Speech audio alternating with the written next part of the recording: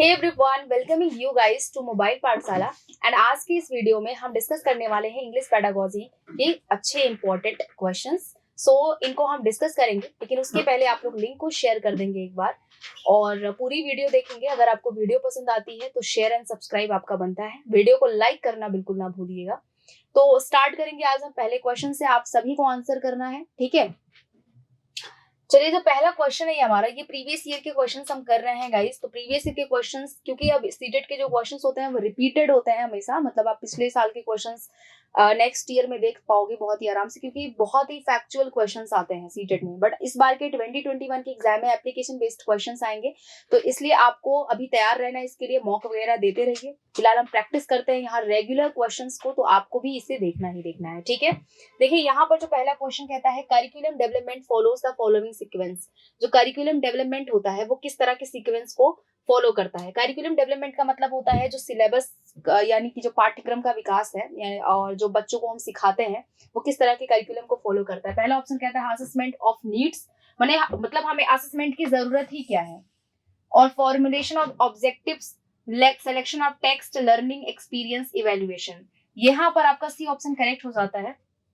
बाकी चीजें भी यही दी गई हैं, लेकिन सबसे पहले हमें असेसमेंट ऑफ नीड की जरूरत है। क्यों हम बच्चों का असेसमेंट करना चाहते हैं, फिर उसके बाद से मतलब हमें अब असेसमेंट के बाद से हमारा ऑब्जेक्टिव क्या होना चाहिए एज अ टीचर। सिलेक्शन हम किस तरह के टेक्स्ट का करेंगे। जब बच्चे का असेस करने के बाद से हम बच्चे की क्षमता वगैरह सब देख लेते हैं कि बच्चा कितना कैपेबल है, किन चीजों को सीख पाता है वो आराम से, उस तरह के टेक्स्ट उसको हम प्रोवाइड करेंगे एक्सपीरियंसेस के, और फिर उसको हम इवेल्युएट करेंगे। तो ये हमारा जो कंप्लीट जो सीक्वेंस यहाँ पर सी ऑप्शन में बताया गया है, ये मोस्ट अप्रोप्रिएट हो जाता है आपका करिकुलम डेवलपमेंट के लिए, ठीक है। Next, gender sensitization in the school curriculum implies. Gender sensitization का मतलब होता है कि हम जो जेंडर के प्रति, जैसे जेंडर डिस्क्रिमिनेशन होता है ना, लेकिन अब स्कूल में इस बातों का खास ख्याल रखा जाता है कि जेंडर डिस्क्रिमिनेशन नाम की कोई चीज नहीं होती है, लड़का लड़की सब बराबर होते हैं। इस तरह की चीजें क्लासरूम में करना क्यों जरूरी हो जाता है और इससे हम क्या सीख पाते हैं। यहाँ पर पहला ऑप्शन कहता है children should be differentiated by as boys and girls. Children को मतलब डिफरेंशिएट किया जाए, अलग किया जाए as a boy as a girl, या फिर यहाँ पर sex education from primary school onwards दिया जाए। और यहाँ पर सी ऑप्शन कहता है respectful approach towards defining gender roles. जब भी हम जेंडर्स को डिफाइन करें तो हमारा जो अप्रोच हो वो काफी क्या हो, रिस्पेक्टफुल हो। इस तरह की चीजें हम सिखाते हैं अपने बच्चे को, मतलब जब वो छोटे क्लास में होता है ना। तो प्राइमरी लेवल से ये बातें हम सिखाने की कोशिश इस वजह से करते हैं कि जो जेंडर सेंसिटाइजेशन है वो हमारा कम हो जाए। मतलब हम यहाँ पर जो है इक्वल चीजों को हम क्या करें, मतलब लड़का लड़की को हम इक्वली पॉइंट आउट करें, ठीक है। तो आपका सी ऑप्शन यहाँ पर करेक्ट हो जाता है। नेक्स्ट आ जाते हैं guys, as a subject centered approach is where learning experience are organized around student interest, teacher subject competency, course content, educational technology. A subject centered approach is where, मतलब एक सब्जेक्ट सेंटर्ड अप्रोच को आप एक language centred approach भी कर सकते हो, कि एक ही सब्जेक्ट को जब हम सेंटर मान करके, एक ही सब्जेक्ट को केंद्र मान करके क्लासरूम में वही बातें बताई जाती है कि सब्जेक्ट को लेकर के बच्चों को पढ़ाया जाता है। तो where learning experiences are organised according teacher subject competency, आपका यहाँ पर आंसर हो जाता है कि जब तक जो आपका टीचर है उस सब्जेक्ट में उसका अपना मास्टर ना हो, तब तक वो बच्चों को सही तरीके से सिखा नहीं पाएगा। तो यहाँ पर जो मैटर करेगा वो मैटर ये करेगा, स्टूडेंट का इंटरेस्ट तो बाद में आएगा, लेकिन जब तक टीचर आपको सही से सिखा नहीं पाएंगे तब तक आपका इंटरेस्ट भी उसमें बन नहीं पाएगा। तो यहाँ पर जो मोस्ट अप्रोप्रिएट हो जाएगा वो आपका हो जाएगा B option, teacher subject competency होना, मतलब टीचर की उस सब्जेक्ट में मास्टरी होना, योग्यता होना काफी जरूरी है, ठीक है। चलिए नेक्स्ट आ जाते हैं, encouraging the student to love the world and to imagine a peaceful future and caring for the student and encouraging the student to care for others। मतलब यहाँ पर कहा गया है encouraging the student, आप स्टूडेंट को प्रोत्साहित कर रहे हैं to love the world, मतलब वो लोगों को वर्ल्ड को प्यार करे, and to imagine a peaceful future, एक पीसफुल फ्यूचर के बारे में इमेजिन करे, caring for the student, student care करे, encouraging the student and care for others, मतलब स्टूडेंट को भी एनकरेज करे, लोगों का केयर करे। इस तरह की बातें जब हम स्टूडेंट के अंदर दिमाग में भरते हैं तो हमारा यहाँ पर मोटिव क्या होता है इस एजुकेशन। पहले तो मोटिव यहाँ नहीं पूछा गया है, यहाँ पर बताया गया है कि इस तरह के एजुकेशन को हम क्या बोलते हैं, इस तरह की लर्निंग को हम क्या बोलते हैं। ये हमारा होता है वैल्यू लर्निंग। वैल्यूज बताना, मूल्यों को बताना, अपने जो है कस्टम्स को बताना। तो ये कस्टम्स और ये जो मोरालिटी, ये जो हम बताते हैं बच्चों को, वो हमारी हो जाती हैं वैल्यूज। तो मतलब आप एक दूसरे का केयर करने को बच्चे को बता रहे हैं, मतलब फ्यूचर के बारे में इमेजिनेशन करने को बता रहे हैं, तो ये सब हमारे वैल्यूज के अंदर आते हैं, वैल्यूज में इंक्लूडेड होते हैं। The student to care for other is values education हो जाएगा। ठीक है, नेक्स्ट आ जाता है। While drafting a notice, students may be instructed to use language. जब भी स्टूडेंट्स को कोई नोटिस लिखने को बोला जाता है तो उसमें क्या बातें स्टूडेंट्स को नोटिस करनी होती है और किन चीजों के लिए उनको इंस्ट्रक्ट किया जाता है। डायरेक्ट, इंट्रिग, डिस्क्रिप्टिव और एलाबोरेट। यहाँ पर जब भी देखिए, मान लीजिए आपके पास में कोई नोटिस है, आप नोटिस को लिख रहे हैं, तो आप वहां पर किस लैंग्वेज को ज्यादा फॉलो करेंगे? आप हमेशा ऐसा लैंग्वेज यूज करेंगे जिसमें बातें बताई गई हैं, टू द पॉइंट बातें बताई गई हैं। तो अब टू द पॉइंट हम किस मेथड में यूज करते हैं? जब भी हम कोई चीज टू द पॉइंट कहते हैं तो वो हमारा क्या होता है? वो डायरेक्ट मेथड होता है।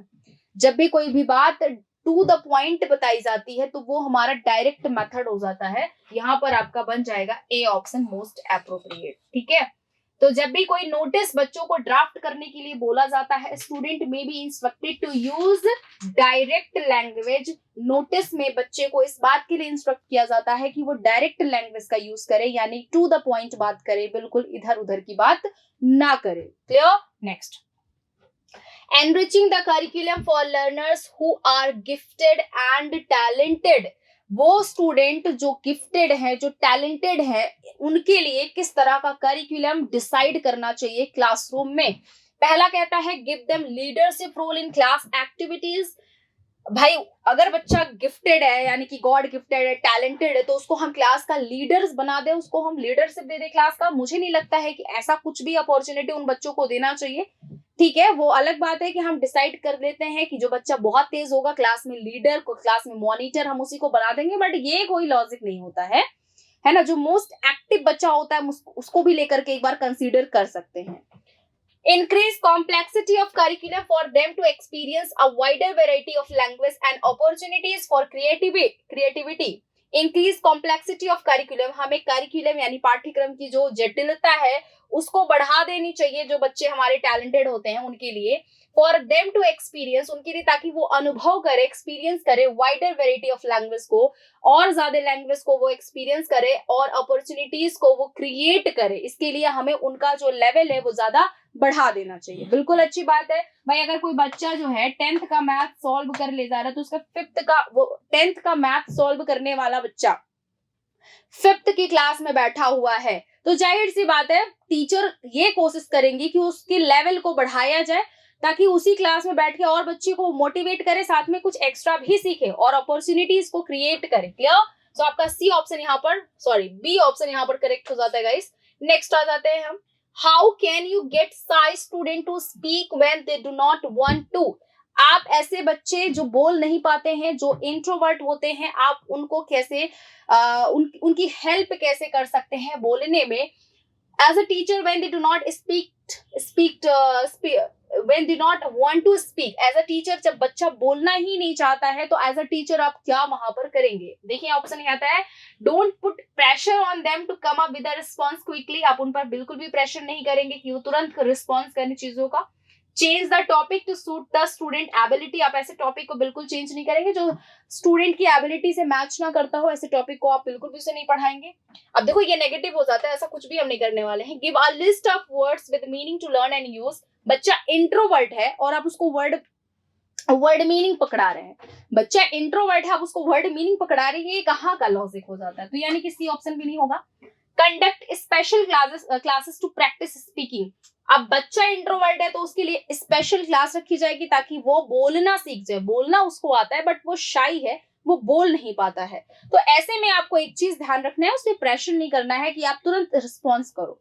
धीरे धीरे वो रिस्पॉन्स करेगा जब उसको इंटरेस्ट आएगा। तो उसके लिए हमें वेट करना है, हमें इंटरेस्टिंग चीजें बतानी है, साथ में एक्टिविटीज करानी है, बट ये नहीं करना कि उसको रिस्पॉन्स कराने के लिए उसको प्रेशराइज कर दे, ठीक है।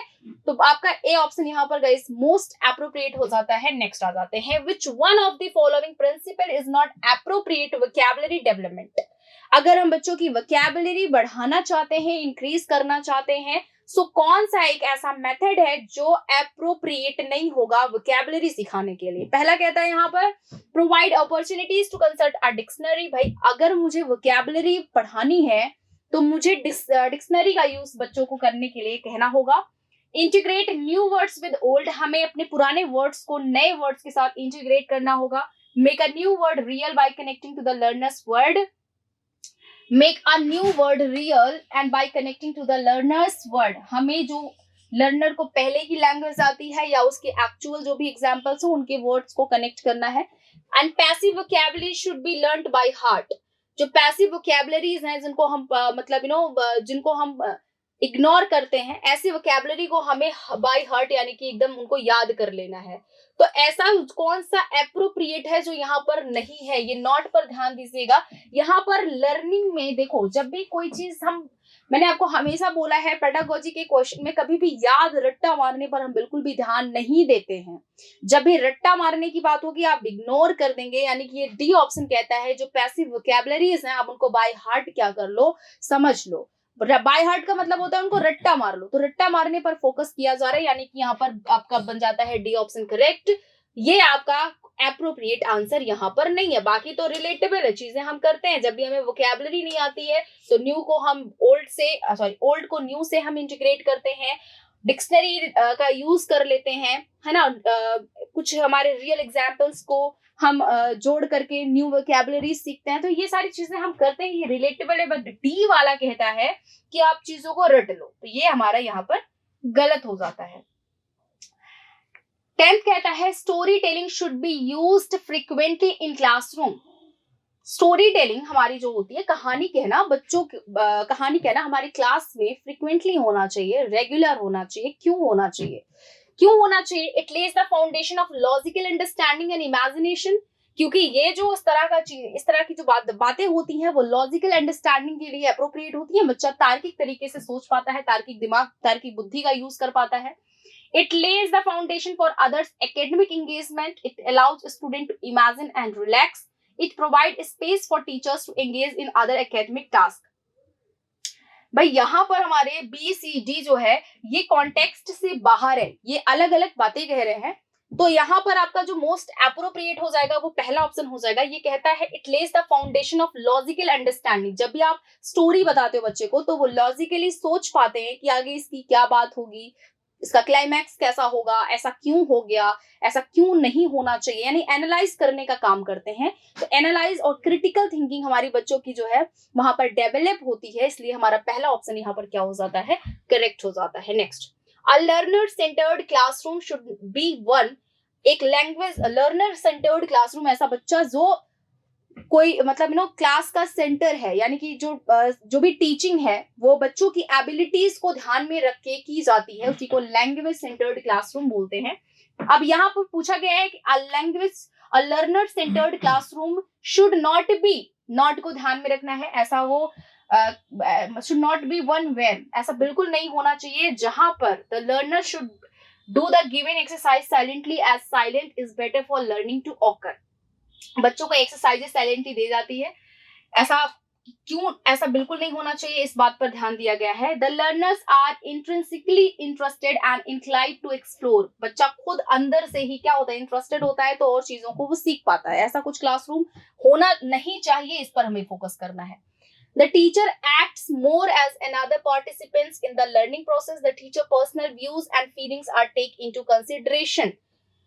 यहाँ पर ये तो हमारा कॉन्टेक्स्ट से बाहर है, बट यहाँ ऐसा नहीं होना चाहिए। आपका ये पहला ऑप्शन यहाँ पर करेक्ट हो जाता है। बिल्कुल भी उनको एक्सरसाइजेस दे करके उनको क्या बनाना चाहते हो, उनकी करिकुलम पर आप किस तरह से फोकस कर रहे हो, ये पहला ऑप्शन यहाँ पर करेक्ट हो जाता है आपका। ठीक है, चलिए नेक्स्ट आ जाते हैं। ये केवल इस बात पर फोकस करता है कि बच्चों को एक्सरसाइजेस रेगुलर बेसिस पे कराया जाए। ठीक है, चलिए नेक्स्ट आ जाते हैं।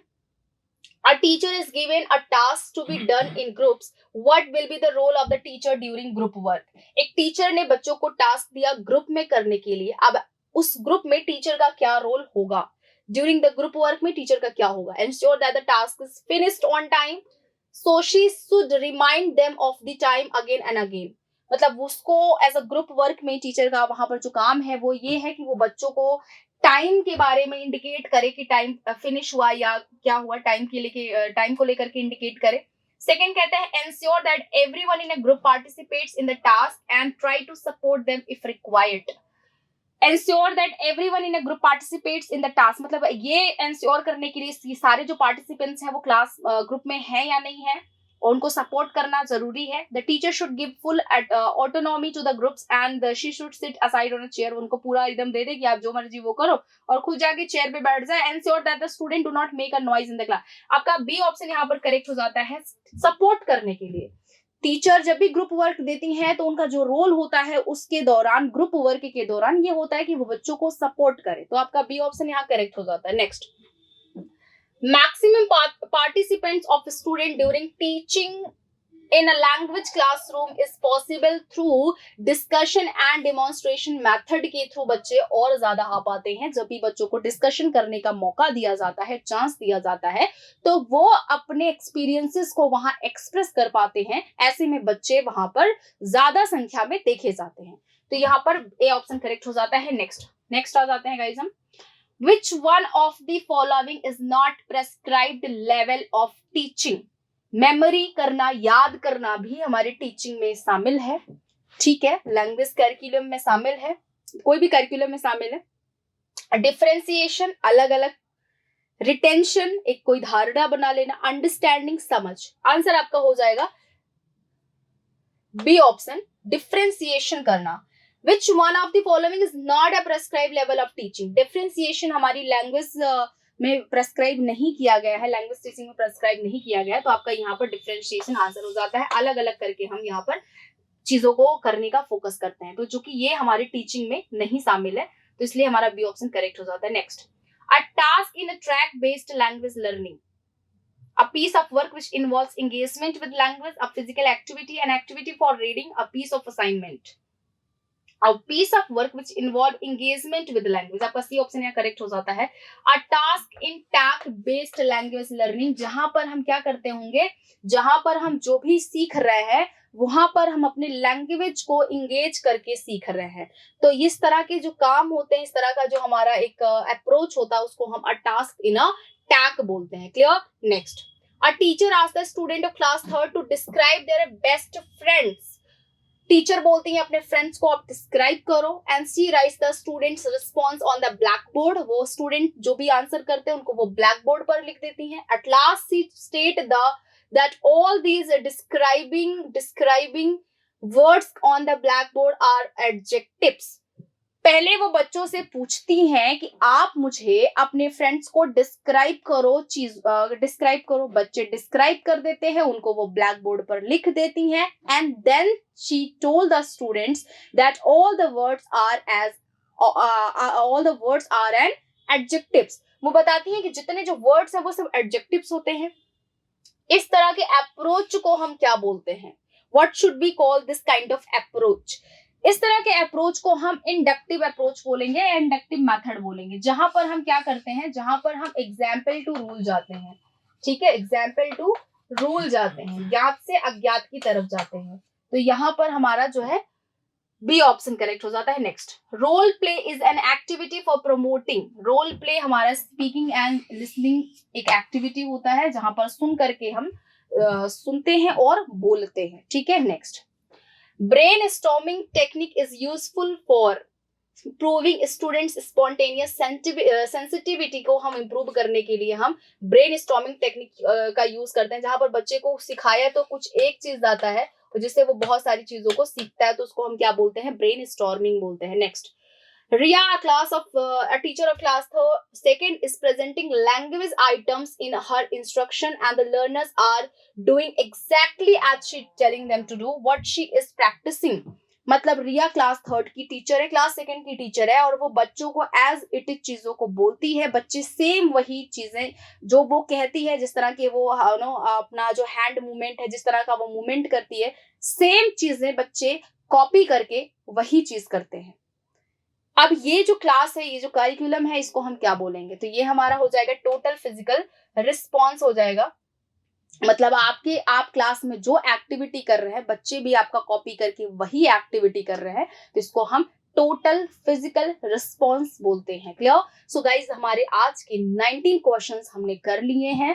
पेडागोजी, इंग्लिश पेडागोजी, जो हिंदी पेडागोजी से रिलेट करके भी आप पढ़ सकते हो। सो आज के लिए इतना ही। कल फिर मिलेंगे अच्छे क्वेश्चंस के साथ में पेडागोजी, इंग्लिश पेडागोजी के।